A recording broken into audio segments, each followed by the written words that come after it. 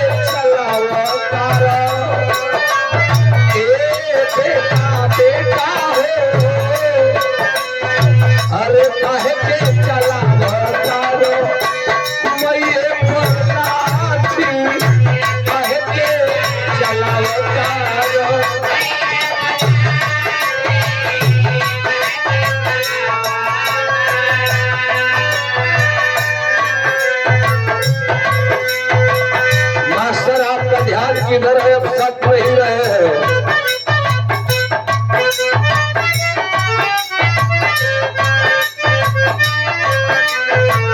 भैया मैं हम बोले बने सुधीर बाबू कि तुहार माई तुहारा बदे हमार माई हमारा बदे सबकर माई जब छोट रह जाए एजाज बाबू माई कोरा उठा के अमहट बाजार में लेके चल जा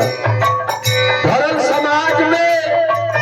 तो कहत वाले रे पगला कि माई पिया दूध पिया माई तोरा खातिर का करे रहल दूधवा पिया वाली कह के अजर चाहे आती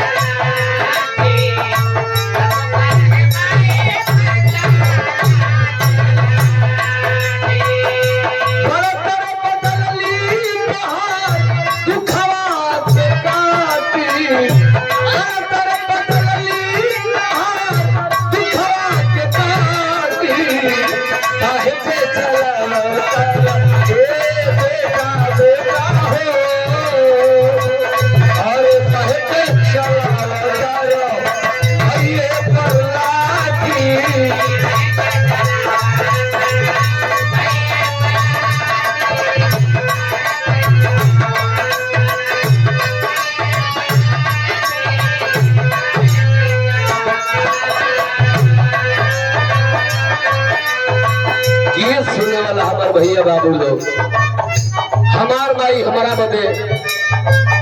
आप सब कमाई संजय भैया आप सब बदे। साउंड डीजे जो तू बजावता रहो ये माई का दिन में मेहरारू का नहीं थे। जब तू पढ़त रहला बाबू से पैसा मंगल जो कह ले ली है, लेकिन बाहर माई मैनेजर भैया माई से कह दिलो कि माई रे 5 रुपया।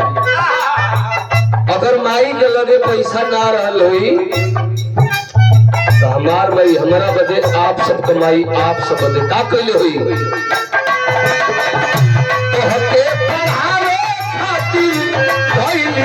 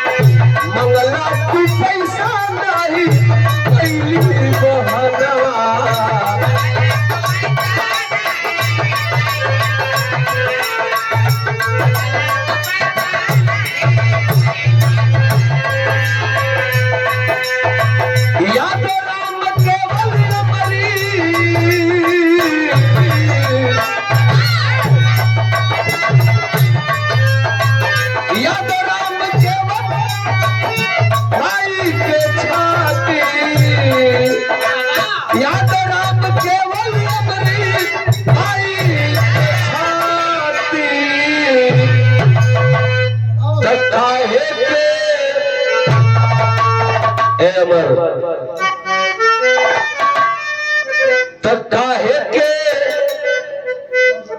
चलावा